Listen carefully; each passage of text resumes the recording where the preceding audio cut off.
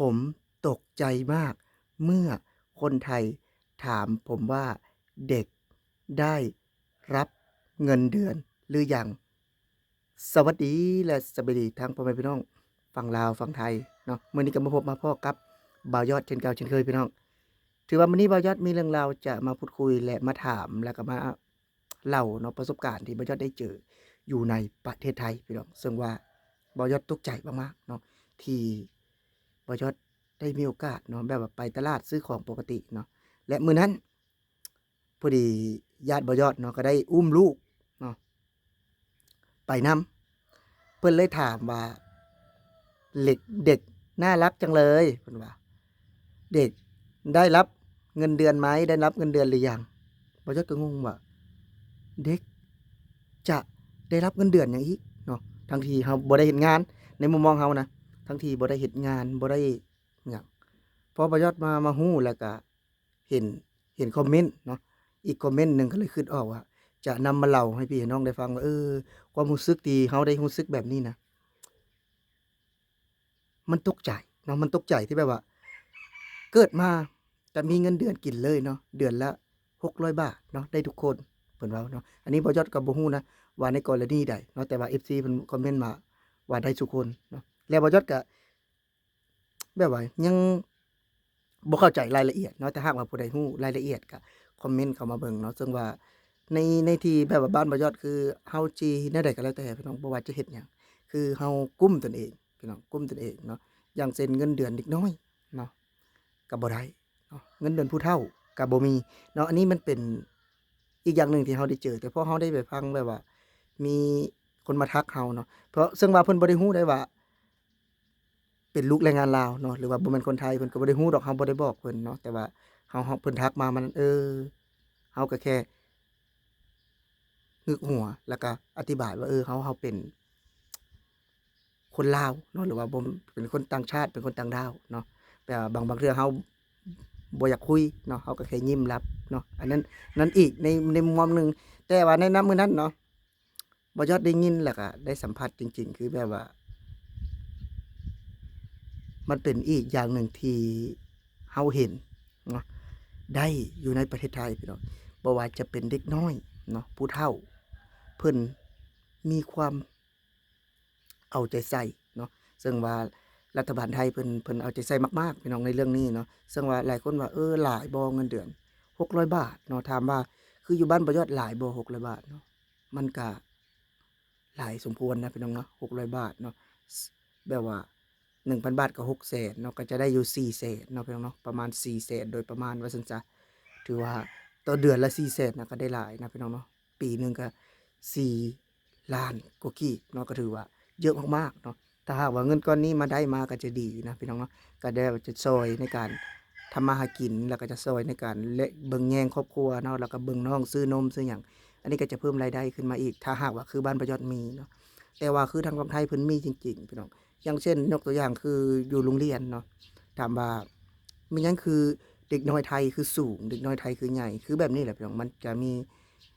รัฐบาลเพิ่นมาซัปพอร์ตเนาะมีอาหารเที่ยงให้กินเนาะและมีนมโรงเรียนให้ดื่มเนาะซึ่งว่าบางคนเนาะคืออยู่บ้านนอกฮู้แต่นมแลคตาซอยเนาะฮู้แต่นมแลคตาซอยกับนม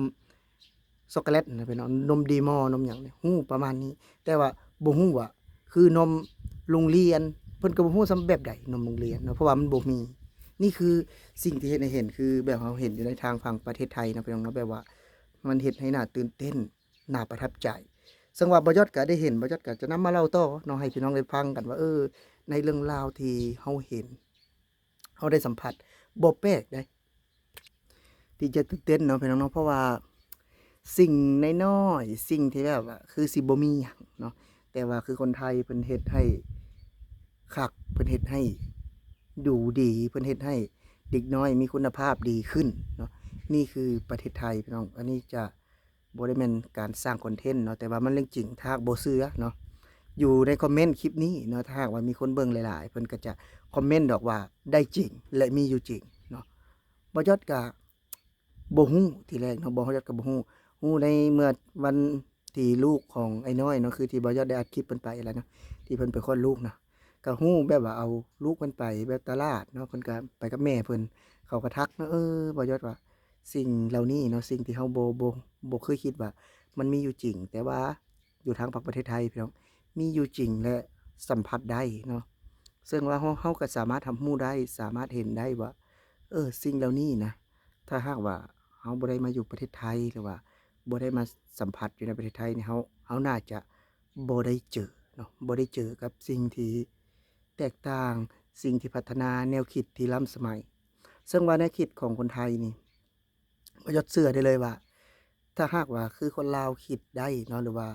การสังคมอยู่ในลาวเฮาปฏิบัติแบบสังคมในไทยนี่ถือว่าบ่ยอดคิดว่าน่าจะดีมากๆเนาะถ้าว่าสังคมลาวเฮาเป็นแบบใดมันบ่ดีบ่เนาะมันก็ธรรมดาปกติเนาะแต่ว่าบางสิ่งบางอย่างมันก็อาจจะแตกต่างกันมากๆเนาะแต่ว่า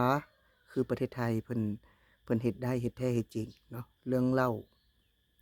เรื่องเบียร์เนาะเด็กน้อยก็บ่สามารถไปซื้อกินได้เนาะเพราะว่ามีกฎหมายคุ้มครองหลายอย่างพี่น้องที่แบบว่าเฮ็ดให้เด็กน้อยไทยน่ะมันมีคุณภาพดีเนาะยกตัวอย่างคือว่าเด็กน้อยอยู่ไทยนี่พี่น้องจะมีแต่ผู้สูงๆเนาะซึ่งว่าพ่อแม่ต่ำๆน้อยๆเนาะแต่ว่าลูกก็ถือว่ามีคุณภาพเนาะแบบว่าสูงเพราะว่าได้กินนมโรงเรียนเนาะแบบว่ามีกินอาหารครบ5หมู่คือบ้านบ่ยอดเนาะจำแต่แจวแต่เลือกเนาะเป๊ะๆๆแต่ละมื้อเนาะสิเอาสารอาหารอยู่ไสเนาะพี่น้องเนาะมาแบบว่า ให้เด็กสูงขึ้นเนาะถ้าหากว่าคือมีสารอาหารหรือว่าได้กินอาหารครบ5หมู่เนาะแน่นอนว่าทุกคนมันต้องสูงขึ้นเนาะต้องสูงและได้กินนมกินหยังเนาะพี่น้องเนาะแต่ว่าบางคนก็บ่ฮู้นมด้วยซ้ำเนาะว่านมคืออะไรเนาะก็บ่ได้ฮู้ด้วยซ้ำเด็กน้อยนะพี่น้องนี่คือสิ่งที่ได้เห็นเนาะและได้สัมผัสก็เป็นเรื่องราวอีกเรื่องราวหนึ่งที่แบบว่าได้เจออยู่ในประเทศไทยแล้วแบบว่าอยากนำมาเล่าเนาะเป็นการตื่นเต้นน่ะพี่น้องเป็นการตื่นเต้นเนาะที่แบบว่า ครั้งหนึ่งเนาะที่เราได้ไปทำงานในประเทศไทยแล้วเราได้เจอได้สัมผัส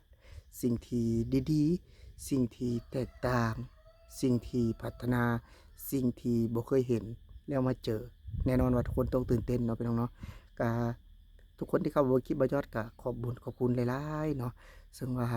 บ่ยอดจะมีพรอเจกต์เนาะที่จะเฮ็ดก็คือนั่นคือกิจกรรมที่จะทำอาหารกลางวันเนาะให้น้องๆเนาะแล้วก็จะไปมอบสุดกีฬาเนาะทางในมื้อวันที่26ที่จะมาถึงนี่พี่น้องหรือว่า26เนาะเดือน3 2025เนาะซึ่งว่าก็เป็นอีก1มื้อที่บ่ยอดคิดว่าน่าจะเป็นมื้อที่ภูมิใจเนาะที่แบบว่าครั้งหนึ่งเราได้เฮ็ดกิจกรรมดีๆให้น้องๆเนาะได้เบิ่งได้ชมได้กินเนาะแล้วก็ได้เห็นสำหรับคลิปนี้เนาะผู้ใดที่เข้าเบิ่งก็อย่าลืมฝากกดแชร์กดไลค์กดติดตามเนาะขอให้มีสุขภาพแข็งแรงพี่น้องสุขหมานร่ำรวยสำหรับมื้อนี้บ่ยอดสิขอลาพี่ลาน้องไปก่อนสำบายดีเบิดสุขผู้สุขคน